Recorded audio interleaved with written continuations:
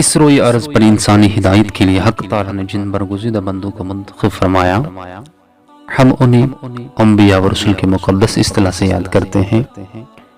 اس کائنات کے انسانی اول اور پیغمبری اول ایک ہی شخصیت حضرت آدم علیہ السلام کی صورت میں فریضہ ہدایت کے لیے مبعوث ہوئے، اور پھر کاروان رسالت مختلف صدیوں اور مختلف علاقوں میں انسانی ہدایت کے فریضے ادا کرتے ہوئے پاکیزہ سیرتوں کے ایک کہکشاں ہمارے سامنے منور کر دیتا ہے۔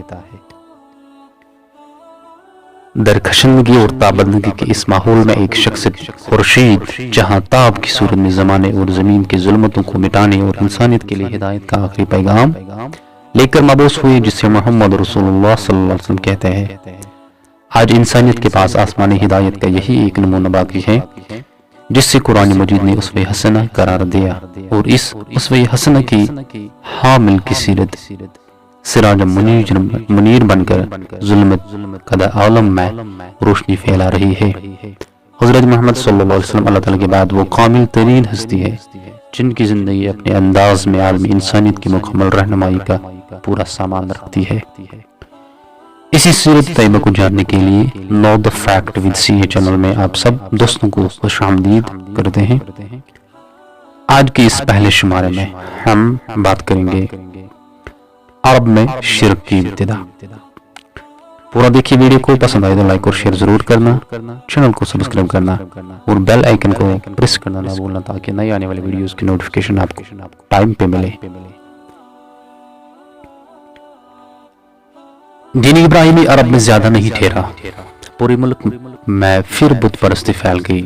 لوگ خدا کے ساتھ بتوں کو پوجنے لگے، ان کو خدا تک پہنچنے کا وسیلہ سمجھنے لگے۔ ان کا عقیدہ تھا یہ خدا کی ساجی اور ہماری سفارشی ہے، یہی حاجت روا اور مشکل کشا ہے۔ چنانچہ مصیبتوں میں انہیں کو پکارتے، فریادیں بھی انہیں سے کہتے اور مرادیں بھی انہیں سے مانگتے۔ حضرت ابراہیم علیہ السلام تو خالص توحید کے داعی تھے اور شرک و بت پرستی سے بیزار، لیکن یہ لوگ ان کا سکھایا ہوا سبق بھول گئے اور مورتیوں کے پجاری بن گئے۔ لیکن ایسا ایک دم نہیں ہو گیا، اس میں بھی زمانہ لگا، نہ جانے کتنے صدیاں بیت گئے اور نہ جانے کتنے نسلیں گزر گئے، تب کہیں جا کر شرک کے پیر جمے۔ یہ شرک آیا کہاں سے، بت پرستی پھیلی کیسے؟ بات یہ تھی کہ ابراہیم علیہ السلام اور اسماعیل علیہ السلام سے عربوں کو بے انتہا عقیدت تھی۔ کعبہ انہی دونوں کی تعمیر تھی، اس لیے ان کو کعبہ سے بھی بڑی محبت تھی۔ پھر یہ محبت اسی تک محدود نہ رہی، اس کے ارد گرد جتنے پتھر تھے وہ بھی ان کے نزدیک بہت ہی محبوب اور متبرک بن گئی۔ اب اگر وہ مکے سے باہر جاتے روزگار یا کاروبار کے لیے تو وہاں کا ایک پتھر بھی ساتھ لے لیتے۔ ان کا خیال تھا اس سے سفر میں برکت ہوگی اور مقدس مقصد میں کامیابی۔ پھر بات یہی تک نہ رہی، جو لوگ مکے سے کچھ دور رہتے تھے وہ کعبہ کے پاس پتھر اٹھا کر لے گئے اور اپنے یہاں نصب کر لیے۔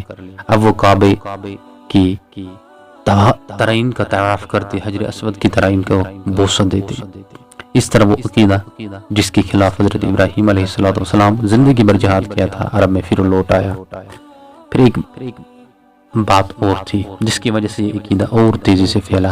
آتش فشاں پہاڑ پھٹتی تو لاوے کی شکل میں جو پتھر نکل دے، ان کے بارے میں تصور تھا یہ ٹوٹے ہوئے تارے ہیں جو آسمان سے زمین میں آ گئے ہیں۔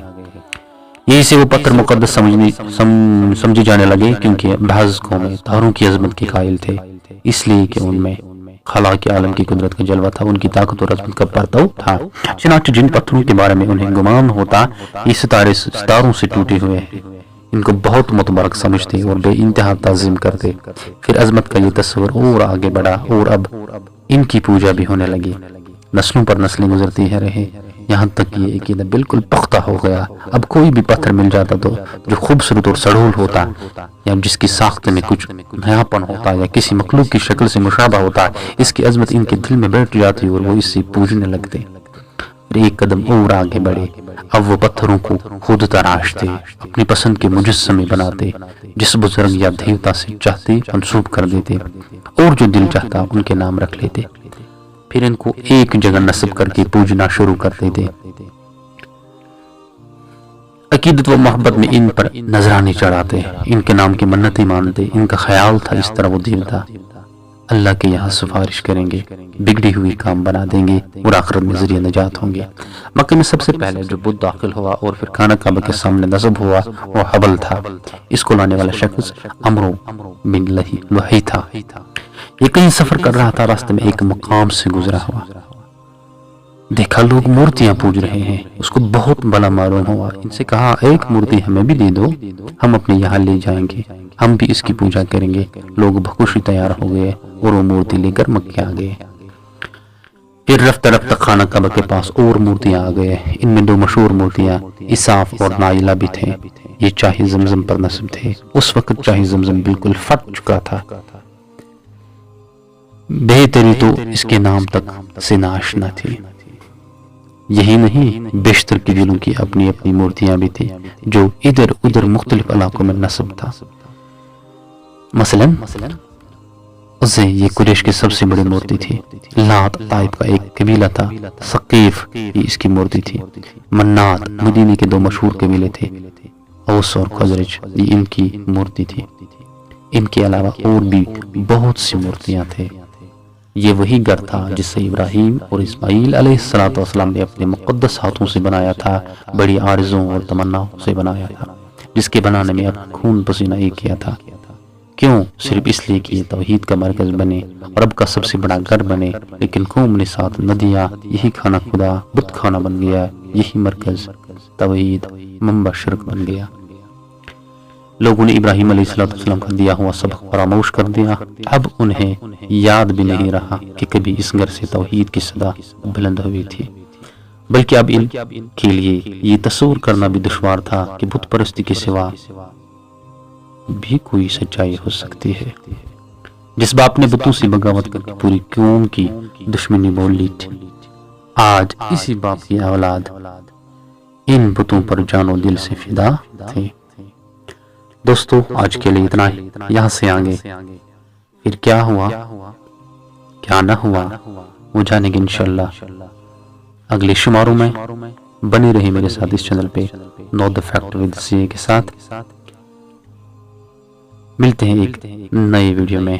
اللہ آپ سب کا حامی و ناصر۔